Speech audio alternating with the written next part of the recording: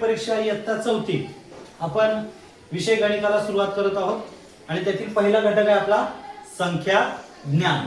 आणि संख्या ज्ञान मधले पण आपण 3 उपघटक आज पाहणार आहोत.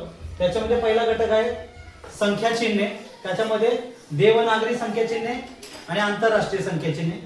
त्यानंतर 5 अंकी संख्यांचे वाचन आणि लेखन, त्याचबरोबर अंकांची दर्शनी किंमत आणि स्थानिक किंमत, त्याचबरोबर त्यांची विस्तारित रूपात मांडणी. आता त्यातले पहिले जे 2 घटक आहेत संख्या चिन्हे आणि देवनागरी आणि आंतरराष्ट्रीय, याच्यामधला अतिशय सोपा भाग आहे. इयत्ता 3री मध्ये असताना सुद्धा तुम्ही काय केलंय, संख्या लिहिलेल्या आहेत. लिहिलेत की नाही? मराठी अंक आणि इंग्रजी असा अंक आपण साधारणपणे बोलत असतो, बोलतो ना? हा, मग त्यातले जे मराठी अंक असं आपण बोलतो, त्यातले मराठी अंक जो बोलतो आपण, हे देवनागरी जे आहे, हे देवनागरी जे अंक आहेत त्या चिन्हांना आपण काय बोलतो, मराठी अंक बोलतो. पण आज शिष्यवृत्तीच्या माध्यमातून आपण त्याला काय बोलणार आहोत, देवनागरी संख्या चिन्हे. त्यांचं लेखन कसं केलं जातं? 0 1 2 3 4 5 6 7 8 9. बरोबर आहे? अशी एकूण किती संख्या चिन्हे आहेत? 10 संख्या चिन्हे. किती संख्या चिन्हे आहेत? 10. आणि असंच आंतरराष्ट्रीय मध्ये पण, आंतरराष्ट्रीय मध्ये सुद्धा 10 संख्या चिन्हे आहेत. पण त्याचं लेखन आपण करताना कसं लिहितो? 0 1 2 3 4 5 6 7 8 9. म्हणजे ही जी संख्या चिन्हे आहेत एकूण देवनागरी मध्ये 10 आणि आंतरराष्ट्रीय मध्ये 10, अशी एकूण प्रत्येकी 10 संख्या चिन्ह आहेत. आणि कुठलीही जी संख्या आहे, आपण संख्यांचं वाचन लेखन जेव्हा करतो त्यावेळेला याच चिन्हांचा वापर केला जातो. संख्या कशापासून बनलेल्या असतात? अंकांच्या पासून. कशांच्या पासून? आणि हे अंक किती आहेत आपल्याकडे? 10 अंक आहेत, 0 पासून 9 पर्यंत. मग मराठीमध्ये संख्या लिहायची असेल, म्हणजेच देवनागरीमध्ये किंवा आंतरराष्ट्रीय संख्या चिन्हांच्या मध्ये लिहायची असेल तरी याच चिन्हांचा वापर केला जातो. बरोबर आहे?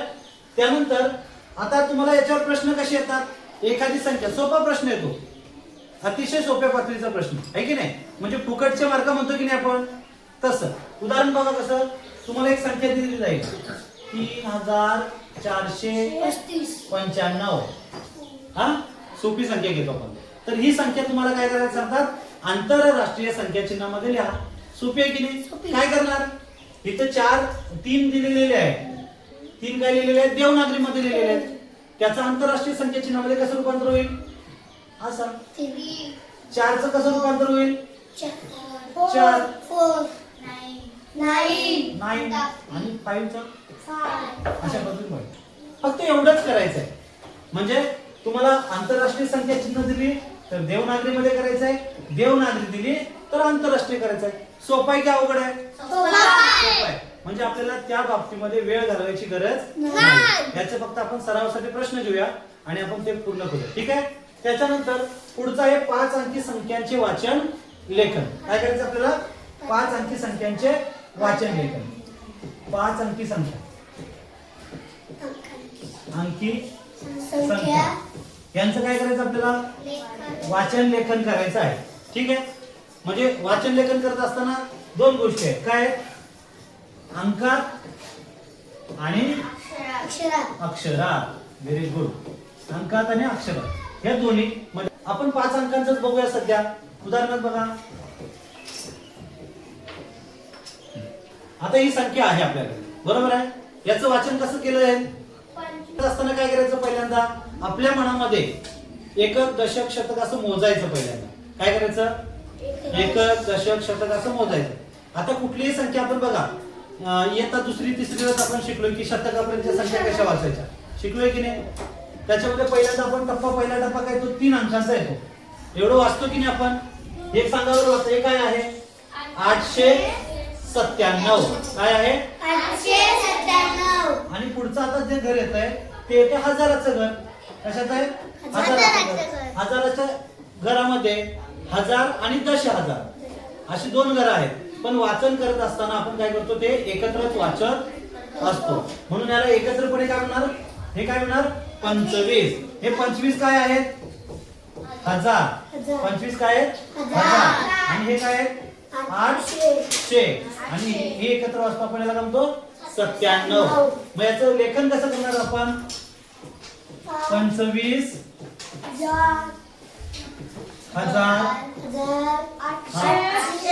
800 897 असं आपण त्याचं लेखन करणार आहोत. ठीक आहे. पुढचा एक संख्या मी सांगतो, आणखीन बघा कसं वाचणार तुम्ही सांगा.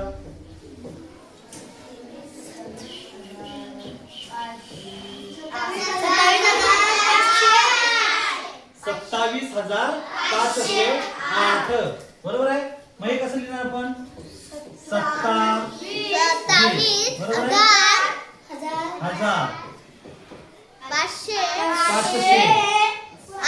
500. आता इथे 0 आहे पण तो कोणत्या ठिकाणी आहे दशक ठिकाणी आहे, म्हणून या दोन जेव्हा 0 8 याचा वाचन कसं करतो आपण 8च करतो बरोबर आहे 8. अशा पद्धतीने आपण त्याचं वाचन करणार आहोत. ठीक आहे. म्हणजे हे झालं वाचन पण झालं, अक्षरी लेखन पण झालं आणि अंकात लेखन पण झालं आणि अंकामध्ये वाचन सुद्धा झालं. म्हणजे संख्या अक्षरी लिहिली तरी आपल्याला वाचता येईल. परीक्षेला प्रश्न कसा आहे ना, तुम्हाला अक्षरी संख्या देतील आणि त्याच्या पर्यायामध्ये योग्य अंकामध्ये लेखन विचारलं जाईल. ठीक आहे. त्याच्यानंतर अंकात संख्या दिली जाईल, अक्षरामध्ये विचारली जाईल. याच्यामध्ये एक महत्त्वाचा जो घटक आहे तो कोणता आहे तर ज्यावेळेला तुम्हाला एक संख्या दिली जाते अंक अक्षरामध्ये, इथं सांगितलं तुम्हाला 12,500. आपण जेव्हा रक्कम वगैरे बोलत असतात घरचे वगैरे तर तुम्ही ऐकलं असेल हा 1.5, 1.5, सव्वा, पावणे असे शब्द वापरले जातात. तर 12,500 आता हे आपल्याला कशात लिहायचे आहेत अंकात लिहायचे. मग कसे लिहिणार तर मी सुरुवातीला तुम्हाला सांगतो कसे लिहिणार. पहिल्यांदा बघायचं जेव्हा आता 12.5 म्हणलेला आहे, हा 12 म्हणजे काय माहितीये तुम्हाला सांग बरं. 11,030. बस काय. आता मी सांगतो काय करायचं. बघा इथं आपल्याला काय लिहायला सांगितलंय 12,500. काय सांगितलंय 12,500. आता याच्यामधला हा 12 आणि इथं 12,000. 12,000 तर आपल्याला लिहिता येतात की नाही. कसे लिहिणार आपण 12,000 तर हे 12 झाले बरोबर आहे हा बरोबर आहे की नाही. नंतर त्याच्या पुढे 3 शून्य हे झाले 12,000. एकक दशक शतक हजार दशहजार. मग हे 12 म्हणजे काय तर 12 शब्दाला की लक्षात ठेवायचं त्याचा अर्थ होतो याचा अर्थ होतो अर्धा. काय होतो अर्धा. काय होतो अर्धा. मग कशाचा अर्धा तर इथे एकक काय दिलेला आहे 1000. मग 1000चा अर्धा. 1000चा अर्धा किती होईल 1000 रुपये आहेत तुमच्याकडे समजा 1000 रुपये आहेत आणि दोघांना वाटून घ्यायला सांगितलं अर्धे अर्धे तर किती वाटून घेणार 500 रुपये बरोबर. म्हणून 1000चा अर्धा किती आहे 500. मग या 12,000 मध्ये हे 12 मिळवायचे. 12 म्हणजे किती मिळवायचे 500. मग उत्तर किती येईल आपलं 12,500 म्हणजे किती 12,500. म्हणजे 12,500 कसे लिहितात बघा 12,500. ठीक आहे. आलं लक्षात. हे एकदा लिहून घ्या तुम्ही आणि मग आपण पुढचे आणखीन काही उदाहरण याच्यातली बघूया. हा बघा 12,500 आपण बघितलं बरोबर आहे. ठीक आहे. याच्यासारख्याच आणखीन काही संख्यांचं आपण उदाहरण म्हणून पाहूया. तर ही उदाहरणं पाहण्यापूर्वी काही आपली जी मनातली काही संकल्पना आहे सव्वा साडे हा पावणे या संकल्पना आपल्या क्लिअर झाल्या पाहिजेत. त्या एकदा क्लिअर झाल्या की आपल्याला कुठलीही संख्या जर दिली तर लगेच आपण पटकन एका सेकंदात त्या संख्येचं वाचन लेखन आपण हे करू शकतो. त्याच्यासाठी आपल्याला काय माहिती पाहिजे आपल्याला बघा पाव माहिती आहे. पाव माहिती आहे का तुम्हाला माहिती आहे. ठीक आहे. अर्धा माहिती आहे आणि पाऊण माहिती आहे बरोबर आहे. या 3 गोष्टी आपल्याला माहिती आहेत. समोर लक्ष द्या. पाव अर्धा आणि पाऊण या गोष्टी आपल्याला माहिती आहेत. अपूर्णांकामध्ये आपण त्या शिकलेलो आहोत बरोबर आहे. पण आज आपल्याला संख्यांच्या बाबतीमध्ये ते आपल्याला पाहायचं आहे. आता पाव अर्धा पाऊण आपण जर आकृतीच्या बाबतीत दाखवायला गेलो आकारामध्ये दाखवलं तर आपण एक जर पूर्ण भाग पकडला हा जरी पूर्ण भाग पकडला तर त्याचे आपण किती भाग करतो 4 भाग करतो बरोबर आहे. 4 भाग करतो. किती भाग 4 भाग करतो. या चार भागातला आपण एक भाग घेतला फक्त असा, तर याला काय म्हणतो आपण? पाव. म्हणजे कोणत्याही वस्तूचे किती भाग करायचे? चार भाग करायचे. त्यातला एक भाग घेतला तर त्याला आपण काय म्हणतो? पाव भाग म्हणतो. काय म्हणतो आपण? पाव भाग म्हणतो. बरोबर आहे? हा. मग आपल्याला काय करायचं आता? समजा एक आपल्याकडे 100 रुपये आहे. 100 रुपये. किती रुपये आपल्याकडे? 100 रुपये. आता या 100चे चार भाग केले तर एक भाग कितीचा होईल? कितीचा होईल एक भाग? बरोबर आहे. कितीचा होईल? 25चा होईल. म्हणून या 25 ला आपण काय म्हणणार आहोत? 100चे पाव. 25 काय आहे? 100चे पाव. 100चे पाव किती आहेत? 25 आहे. ठीक आहे. आपण जर 1000 रुपये घेतले, पैशांचा हिशोब आपल्याला पटकन कळतो म्हणून आपण पैशांच्या बाबतीत, तर 1000चे पाव करायचे आपल्याला. 1000चे चार भाग करायचे. 50 होतील. 1000चे चार भाग करायचे. बघा काय करायचे? हे 1000 रुपये आहेत आपल्याकडे, याचे चार भाग करायचे म्हणजे त्याला चारने काय करायचं आहे? भागायचं. 1000चे चार भाग करायचे म्हणजे त्याला चारने काय करायचं आहे? भागायचं आहे. भागाकार करा. 4 एके 4, 4 दुने 8, वजाबाकी करा. राहिले 2, वरून घेतला 0, 4 पंचे 20, वजाबाकी केली. किती राहील? किती राहील वजाबाकी? किती राहतील ते? 0 राहतील ना. आणि पुन्हा वरून 0 घेतला, भाग राहणार नाही शून्याला. 4 0 0.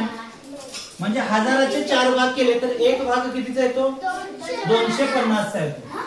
एक भाग येतो 250चा एक भाग येतो. आता आपल्याला 5 अंकापर्यंतच्या संख्या वाचायचे, म्हणून आपल्याला पाव, अर्धा पाऊण हे फक्त 100चे आणि 1000चे माहिती पाहिजे. हे दोन लक्षात राहतील. ठीक आहे. आता आपण काय करूया? लक्ष द्या. आता आपल्याला अर्धा काढायचा आहे. मग अर्धा म्हणजे काय? तर ही एक भाकरी आहे किंवा एक आकृती आहे, तिचे दोन भाग करायचे. काय करायचे? सोपं करण्यासाठी आपण काय करूया? पुन्हा एकदा ही आकृती काढतो. ठीक आहे. ही आकृती काढली, याचे किती भाग करायचे आहेत? 2 भाग करायचे. आणि त्या 2 मधला एक भाग घ्यायचा. याला म्हणतात काय? अर्धा. काय म्हणतात? अर्धा. मग 100चे 2 भाग केले. आपल्याकडे आहे 100 आहे. 100चे 2 भाग केले तर एक भाग किती येणार आहे? 50. आणि 1000 रुपयाचे 2 भाग केले तर 500 येणार. आता लक्षात आलं तुमच्या. 500 500चे 2 नोटा घेतले की 1000 रुपये होतात. बरोबर आहे ना? हा. म्हणजे 500 हा 1000चा अर्धा झाला आणि 50 हा 100चा अर्धा झाला. आलं लक्षात? एवढं समजलं तुम्हाला? ठीक आहे. आता तिसरा जो प्रकार आहे, आपल्याला पुन्हा एखादी आकृती घ्यायची आपल्याला, आणि या आकृतीचे पुन्हा किती भाग करायचे? 4 भाग करायचे. 4 भाग करायचे आणि 4 पैकी किती भाग घ्यायचे? 3 भाग घ्यायचे. म्हणजे हा एक भाग, हा दुसरा भाग आणि हा तिसरा भाग. असे जरी 3 भाग जर आपण घेतले तर याला म्हणतो आपण काय म्हणतो? पाऊण म्हणतो. काय म्हणतात? पाऊण म्हणतो आपण. काय म्हणतो? पाऊण. मग 100चा एक भाग कितीचा आहे? 100चा एक भाग कितीचा आहे? 25चा आहे. कितीचा आहे? 25चा आहे. मग समजा हा 25चा भाग आहे, हा सुद्धा एक 25चा भाग आहे आणि हा सुद्धा एक 25चा आहे. मग असे 25 25 25चे 3 भाग घेतले तर किती होतील रे? 75. म्हणजे हा पाऊण म्हणजे किती होणार आहे? 75. बघा, हा पाऊण म्हणजे किती होणार आहे? 75. आणि सेम इकडे बघा, तर यांची बेरीज केली आपण या दोघांची तर किती येते? 25 अधिक 50 केले तर किती येतात? 75. इथं किती येतात? 75. आणि तसंच आपण यांची जर बेरीज केली तर किती येतील? 750 येतील. किती येतील? 750. म्हणजे पाव आणि अर्धा मिळून काय तयार होतो? पाव आणि अर्धा मिळून काय तयार होतो? पाऊण. हा पाव आहे आणि हा अर्धा आहे. म्हणजे दोघांना मिळून काय तयार झाला? पाऊण. मग आता हे डोक्यात फिट करून ठेवायचं, एकदम लक्षात ठेवायचं, कधी विसरायचं नाही. शे म्हणलं, 100ला काय म्हणतात आपण? 100ला काय वापरतो आपण? शे म्हणतो. आणि शे आला 500, 300, 200 म्हणजे त्याच्यामध्ये 100 असतो, 100 असतो. हा, आता आपल्याला जे शिकायचं आहे ते काय आहे ते मी तुम्हाला सांगतो. आता ही आकृती जाऊ द्या, ही आकृती आपली जाऊ द्या. आता आपल्याला काय शिकायचं आहे, तर आपल्याला शिकायचं आहे सव्वा. आपल्याला काय शिकायचं आहे, सव्वा. आता सव्वा कसा तयार होतो बघा, आपल्याला सव्वा शिकायचा आहे. सव्वा कसा तयार होतो, तर पूर्ण अधिक पाव, पूर्ण अधिक पाव जर केला तर काय तयार होतो, सव्वा. म्हणजे तुम्हाला सांगणार इथे बघा, सव्वा सव्वा 700. काय सांगणार तुम्हाला, सव्वा 700. बघा एक एक आपण बघतोय, सव्वा 700. काय शब्द आहे, आपल्याला संख्या काय लिहायची आहे, सव्वा 700. आता सव्वा 700 म्हणजे किती, तर मी तुम्हाला सांगितलं सव्वा शब्द आला की लक्षात ठेवायचं काय आहे, पूर्ण. पहिला काय येणार आहे, पूर्ण. मग पूर्ण किती आहेत, 700. पूर्ण किती आहेत, 700. हे झाले 700. आणि पूर्ण अधिक पाव, मग 100 चा पाव किती येतो, 100 म्हणजे काय, 100. आणि 100 चा पाव 25. म्हणून याच्यामध्ये काय करायचं, आपल्याला अधिक 25 करायचं. उत्तर किती येणार आहे, 725. म्हणजे सव्वा 700 म्हणजे किती आहे, 725. आलं लक्षात, सोपं आहे की नाही. हा ठीक आहे. तेच आपण पुन्हा बघूया. तुम्हाला जर सांगितलं सव्वा 700 च्या जागी सांगितलं तुम्हाला 950. आता आपण साडे बघूया. आता साडे म्हणजे काय बघा, इथे दुसरा शब्द आला आपला साडे. साडे म्हणजे काय, पूर्ण अधिक अर्धा. मग याच्यामध्ये पूर्ण कोण आहे, 750 म्हणजे पूर्ण काय आहे, 900. पूर्ण काय आहे, 900. आता पूर्ण साडे काढायचे आपल्याला. साडे म्हणजे काय, पूर्ण अधिक अर्धा. पूर्ण तर आपण लिहिले 900 पूर्ण आहे आणि अर्धा. आता 900, 100 चा अर्धा किती येतो, 50. अधिक 50 करा, मग 900 आणि 50 किती झाले, 950. म्हणजे 950 म्हणजे किती झाले, 950. आता पाऊनचा एक बघूया आपण. पाऊन. आता पाऊन लिहिताना कसं लिहितात,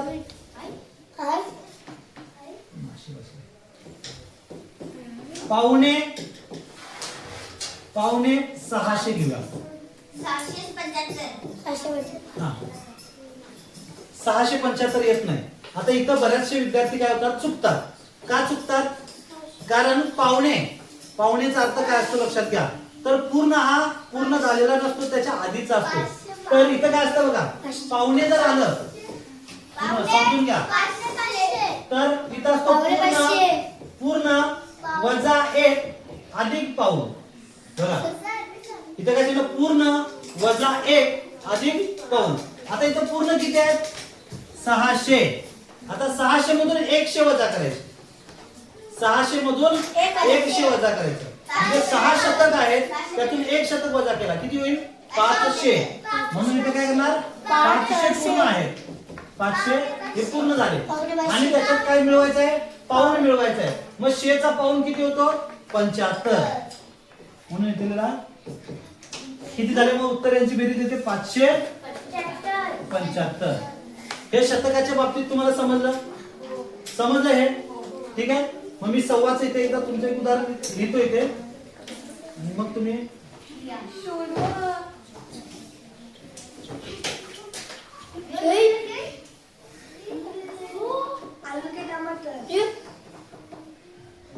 ठीक आहे. मी काय करतो, इथं सव्वाचं एक उदाहरण देतो. सव्वा, परत मागायचं किती लिहिलं होतं मगाशी, आठवतं का तुम्हाला, 850. सांगा 850 कशी लिहिणार, मगाशी सांगितलं कसं. पहिल्यांदा पूर्ण शोधायचा, किती आहेत पूर्ण, 800. मग तो 800 लिहायचा.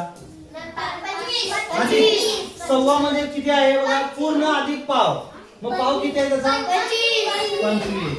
मग ही 825. ठीक आहे. ही 3 उदाहरणं लिहून घ्या आणि त्याच्यानंतर आपण पुन्हा सरावासाठी हजाराची काही उदाहरणं बघू. हे वरचंही लिहून घ्या आणि खालचंही लिहून घ्या. ठीक आहे, ओके.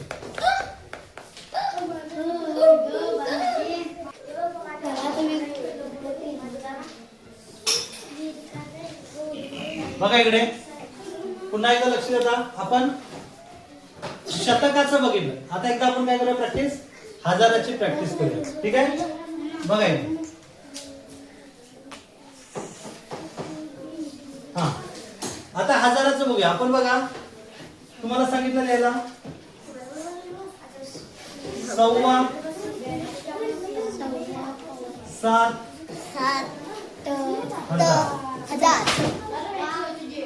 7,500 लिहायचे आपल्याला. लक्ष सगळ्यांच्या इकडे असू द्या. 7,500 लिहायचे. किती लिहायचे? आता कसं बरं वाटलं जरा. 7,500 लिहायचे. मग 7.5 आता 7 लिहिताना काय लिहायचं पहिल्यांदा? पूर्ण. म्हणजे पूर्ण काय आहेत? 7,000. पूर्ण किती आहेत? मागे झाले तुमचे किती? 7,000. अधिक याच्यामध्ये किती मिळवायचं आहे? पाव मिळवायचा आहे. मग हजाराचा पाव किती आहे?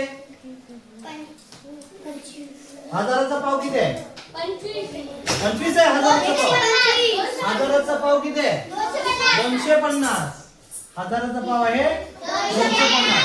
मग 7,000 आणि 250 किती झाले? 7,250. यालाच म्हणतात 7,500. काय म्हणतात त्याला?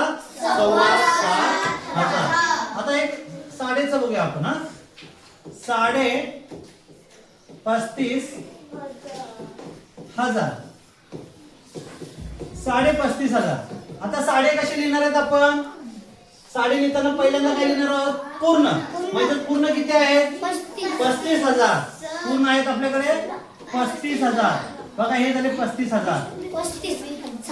हा एकक दशक शतक हजार दशहजार 35,000 बरोबर. आणि त्याच्यामध्ये किती मिळवायचे आहेत? अर्धा. मग हजाराच्या अर्धा किती आहे? 500. म्हणून इथं आपण 500 लिहिला. आता हे 35,000 आणि 500 35,500 हे झाले तुमचे 35,500 बरोबर आहे. आणि एक आता पाऊणचं बघूया. पावणे 17,000 बरोबर आहे. पावणे 17,000. आता याच्यामध्ये काय सांगितलं बघा? पूर्ण वजा एक. इथं पूर्ण किती आहेत? 17,000. पूर्ण किती आहेत? 1,000 वजा करा. 17,000तून 1,000 करा. 16,000. म्हणून इथे येणार 16,000 अधिक पाऊण. मग हजाराचा पाऊण किती आहे? 750.